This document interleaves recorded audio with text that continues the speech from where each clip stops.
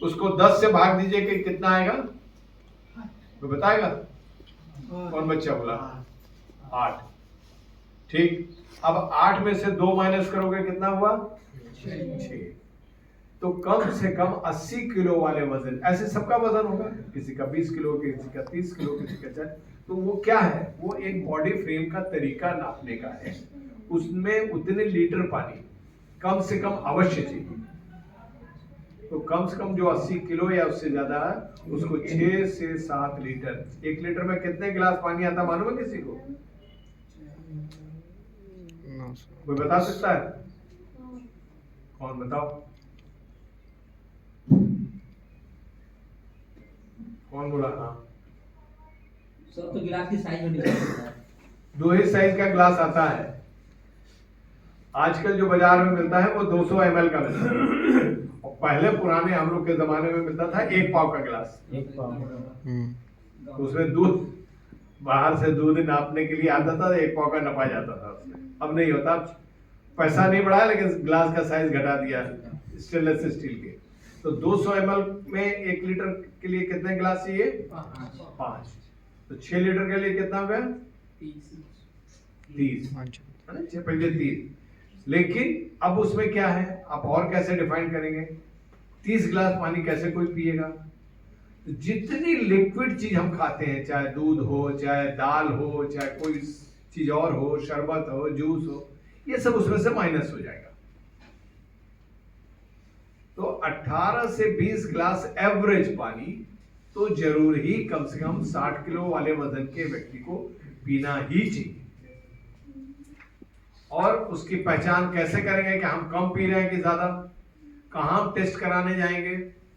बहुत साधारण सा, सब लोग के अपने पेशाब करने जाते हैं, पेशाब का रंग अगर सफेद है तो आप समझ जाइए कि आपके शरीर को सफिशिएंट अमाउंट में पानी मिल रहा है, और हमारा पेशाब एकदम साफ सफेद है।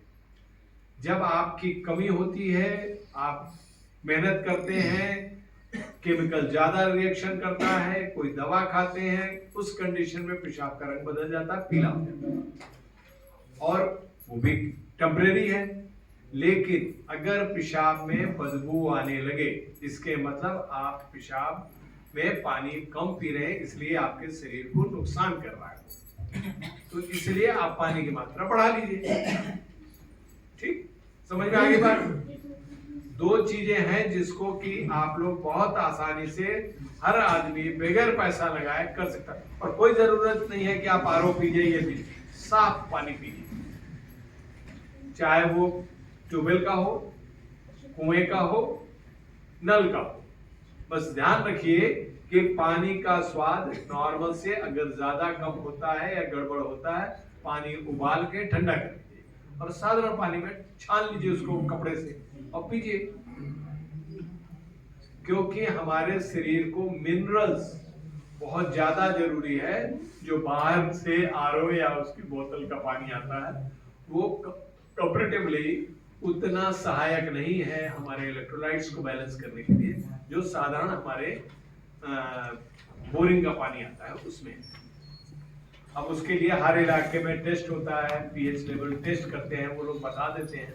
कभी कोई डॉक्टर बता दे कि हाँ इस इलाके का पानी नुकसानदेह है, किसी में आयरन ज्यादा, तो उसको आप इलाके वाइज समझ लीजिए, लेकिन साधारण पानी पीजिए जो सप्लाई वाटर।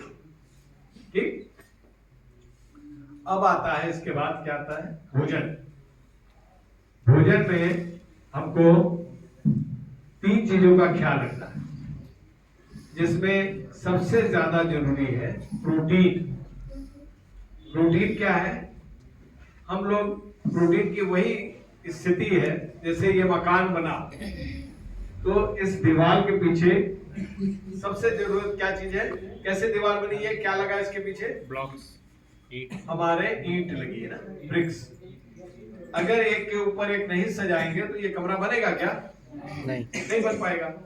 ऐसे ही सर के बाल से पैर के नाखून तक जो भी हमारे शरीर में है, सब सेल से बने हैं, और सेल का काम वही है जो इस दीवार में ईंट का काम है। तो अब जब आप ईंट की तरफ सजोएंगे, दीवार तभी मजबूत बनेगी इसी तरह से प्रोटीन जब हम खाएंगे तो हमारे शरीर को ब्लॉक्स बनेंगे, सेल्स बनेंगे और हेल्दी बनेंगे। अब कितना खाएं, कहां से मिलता है प्रोटीन? तो प्रोटीन पाने के लिए हम लोगों को दही, दूध, पनीर और जितने प्रकार की दाल है, जितने प्रकार, चाहे मूंग की हो, अरहर की हो, कोई भी दाल, वो सब जो है प्रोटीन देती है। उसके बाद और कहां मिलता है? सोयाबीन, एक जो शाकाहारी लोग हैं उनके लिए सोयाबीन बहुत अच्छी चीज है, तो सोयाबीन में मिलता है।